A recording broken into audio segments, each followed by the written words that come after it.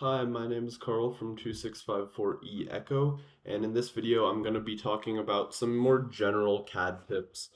Some of the things I do to make sure my CADs are as efficient as possible and just generally well well designed so that making changes are easy, all of that. So, first things first, before you even start designing, you need to have some sort of a plan what you want the robot to look like. Not only is this really good for your notebook, but it's something that tremendously helps in the CAD process if you know what wheel size and ratio you want on the drive, how many wheels you want on the drive, if you want odometry, what parts you have access to. All of that is just super important stuff to have before you start CADing because that's something that's going to impact the entirety of your design. So by figuring out at the start what drive ratio you're going to have, every part of your robot is going to be optimized for a robot that has that drive ratio. So you'll be thinking about it the whole time. Same thing for other mechanisms on your robot. If you want an intake, if you want a wall stake mechanism, that's all stuff to consider before you start catting. If you didn't have an intake, you might put a crossbar at the very front of the robot. So it all needs to be at least briefly established before you start catting. So yeah, there's just no way around that. Next thing is make sure you have your parts library nice and organized. I showed how I organized mine in another video, so you can check that out. But yeah, just make sure you know where everything is.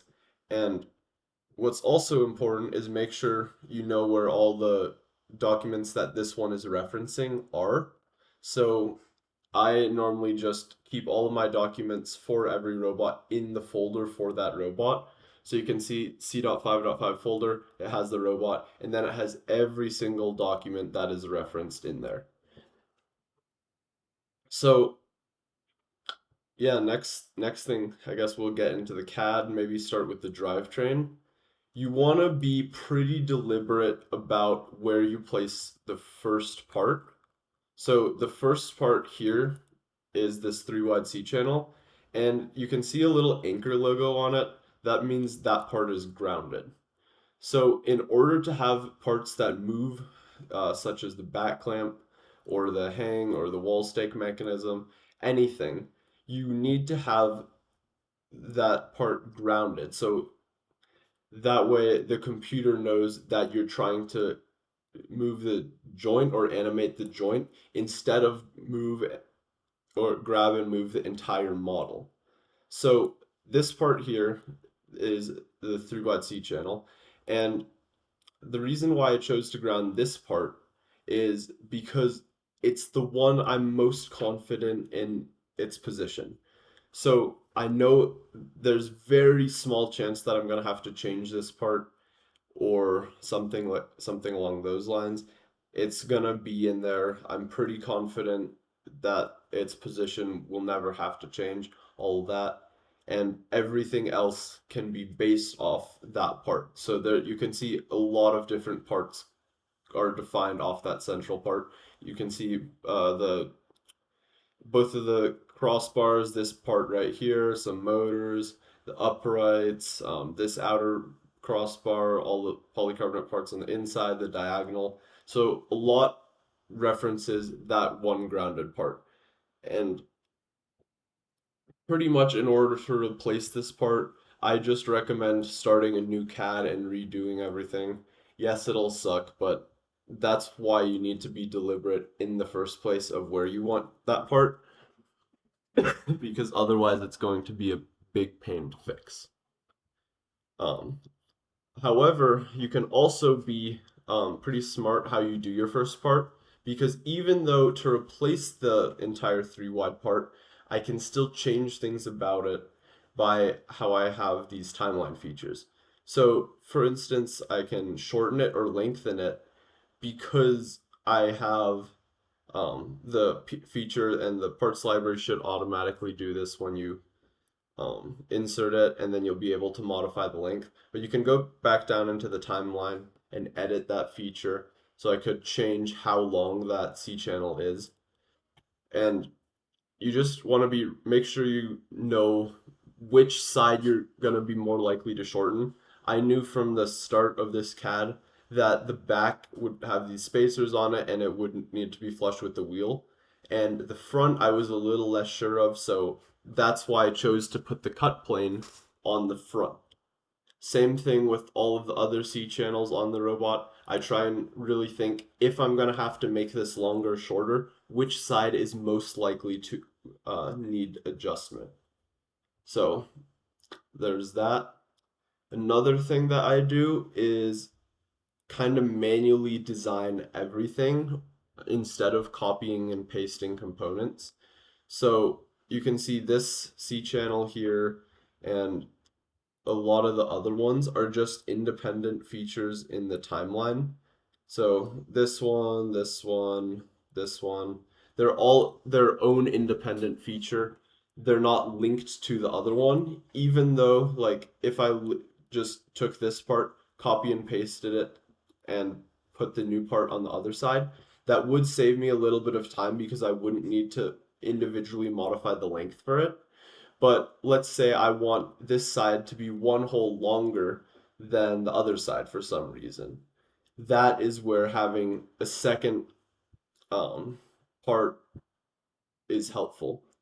And especially with parts this early on in the CAD, where there's a lot referencing them, you don't want to have to um, you don't want to like accidentally make this part, copy and paste it, put it on the other side, and then discover later in the CAD that it needs to be one hole longer or one hole shorter on one side, something like that. Or if you need to cut part of it off and it's linked to the other side, it's just going to be a big pain.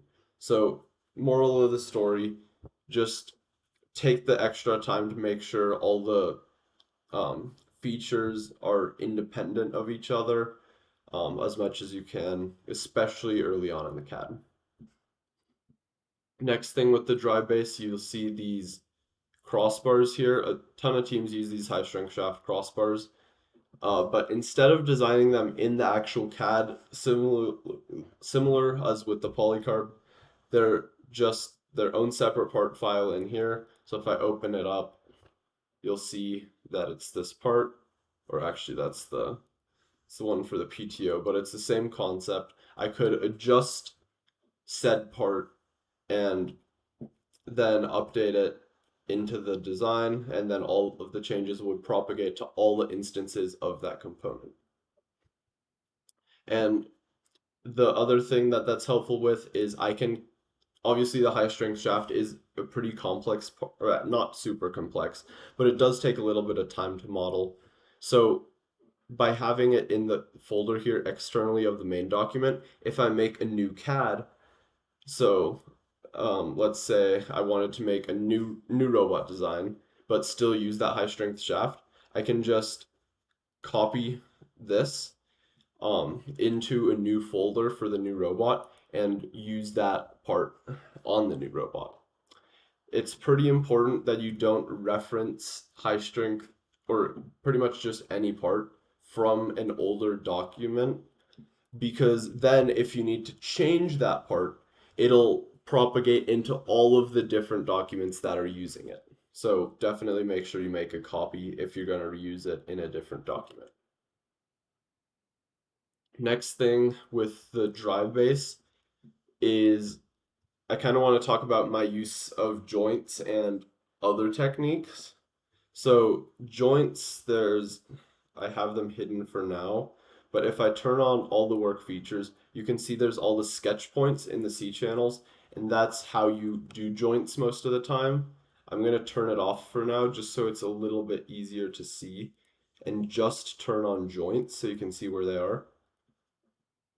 But, oh, I must not have clicked it. Mm, oh,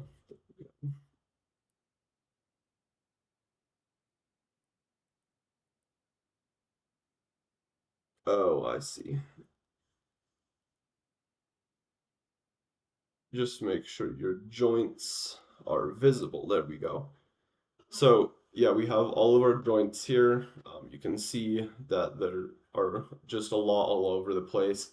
Um, when I do any kind of C channel to C channel connection, metal to metal, I always do a joint just so everything's very exact, and anything that references off of that component will also be in a pretty good position.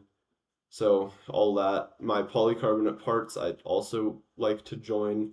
That way, if I accidentally misclicked or misedited a dimension, it'll be pretty easy to see that everything lines up. So you can see this part lines up with the hole behind it, all of that good stuff. Where you don't necessarily need joints is between, let's say, gears on the drive base or wheels. You can see my gears are all actually floating, and I can get away with that because um, their position is still known and their position is still defined.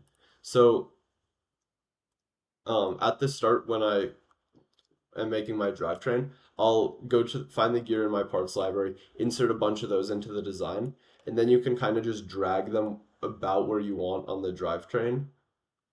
So, oopsie. Yeah, you can just drag it into position, line it, line the part up with the hole, just like so, and then do that for all your gears, all of that, and then you can hit capture position. And what that'll do is it'll save that position that all of the parts in the model are in as the base position for that part. So whenever you hit revert position, all of the different parts will go back. Same thing goes for joints that move. If I hit revert position, it'll go back to that base position. And you can do that with pretty much any static part on the robot.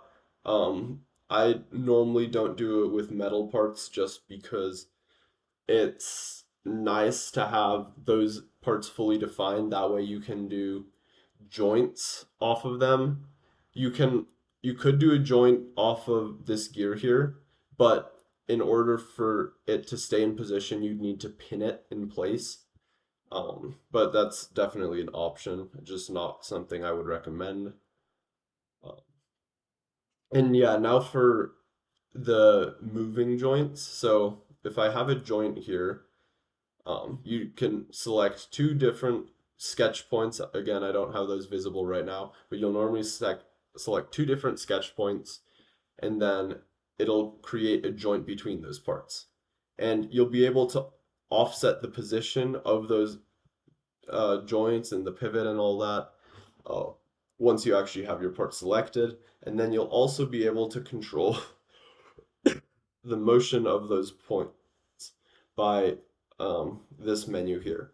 So the type of joint you use almost everywhere is a rigid joint that just rigidly locks two pieces of metal together, and you want to use that on your drivetrain, anywhere where there's a solid connection, anywhere you would have a tight screw on your robot, all of that. Next thing is the revolute joint, and this joint you use between two components that are solely rotating. So you can see that this joint here, let's do edit that one. See, it's a joint between the center of this hole, center of that hole, and you can see I have a z-axis offset, and you can also customize the angle that it rotates on. So you could do XYZ, or you could make another axis with the construction tools and rotate around there. You can also do minimum and maximum on the joint, but I tend not to do that just because it takes more time and generally it doesn't even help you that much. But if you want, you can do kind of some cool motion studies, but I won't get into that with this video. Um, Next thing is going to be the cylindrical joint. So you can see right, or I guess a slider joint is more important to go over first. A slider joint is when you have two pieces, and that's what the piston uses, and you want those pieces to get only closer or further apart. You don't want any kind of rotation. You just want the pieces to move closer and further apart. So you can see that's what my piston does when we're doing this motion. And if you or import your parts library correctly, the pistons should already have these joints, and you won't need to do anything with that. But you can also use those slider joints if you have linear slides, something like that. The last type of joint that I find useful for CADing is the cylindrical joint. So it's very similar to a revolute joint, um, like this one right here. But instead of having a defined direction for the z-axis, you that is a slider joint essentially. So the joint will still turn and function as you want, even if the z-axis isn't set properly. So this this L channel here is linked to this L channel with a revolute joint. The piston is linked with the revolute joint to this L channel at the bottom, which means that this shaft collar and this part already have a defined distance apart based on all other structure. So if you do a revolute joint here, it would give you a warning, and it'll say uh, something like um, there will be an error because you've just defined it differently than what's possible. So I'll give it a second to do that.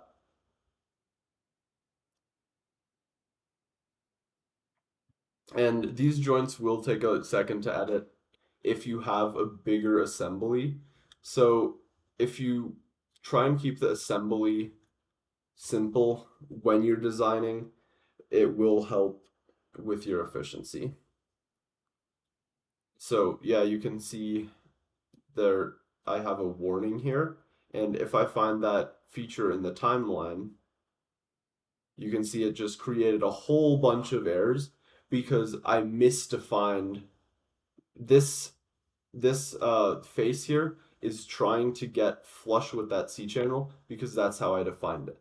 By having by selecting a revolute or a cylindrical joint, it adds that slider and prevents that type of error from forming. Next thing I'll go over is kind of keeping your document simple. As you just saw, it took a little bit of time, and my computer is not that bad for CADing. It's actually a computer designed for CAD, and that operation already took some time. And you can see I don't have any bearing flats, any screws, that kind of thing. So just keeping the document as simple as you can is very important in terms of keeping that computational zippiness, all that speed, and it's just going to be really nice, especially if you have a space mouse or something, or a 3D mouse, it's called. It lets you move everything a lot simpler. It'll allow you to move the joints smoothly, and essentially you just want to keep it as simple as possible. That's a big thing to think about. And then the other big thing with keeping it simple is it'll be easier to change things. If I had a bearing flat on every single pivot on the drive, but then I decide, oh wait, I want to replace this outside C channel with a 3 wide C channel. If you just if you have all those bearing flats, you're gonna have to redo all of those joints and anything that um if you change anything that's kind of before it in the timeline, it could mess up a lot of those features. So the idea is keep it simple and then you won't run into as many problems as well. Or at least if you do run into problems, they'll be a lot easier to resolve. I think that's pretty much it for what I. Oh, wait, one more thing. You need to plan where your electronics are going to go. For some of my robots in previous years, and what I see a lot of teams do is kind of forget about where your brain or your battery or your pneumatics tank is going, and then you end up with a full super clean robot with no good place for your brain or battery. Obviously, these components are all pretty important to have on your robot, and they're also pretty heavy, so it's really important to have a good position for them and plan for having those parts in your design process. So, definitely some huge things to consider, um, and they will definitely impact your design decisions. So, for example, having or knowing that I have this pneumatics tank, I put it here during the CAD process, and because of that, I put the inside motors vertically, and in order to facilitate that, these motors here for the rest of the drive needed to be tilted. And obviously, making that kind of modification after you've already built the robot is pretty hard. And just thinking about it while you're designing the robot is easy enough, um, and it has a huge payoff. So really that's it for real this time.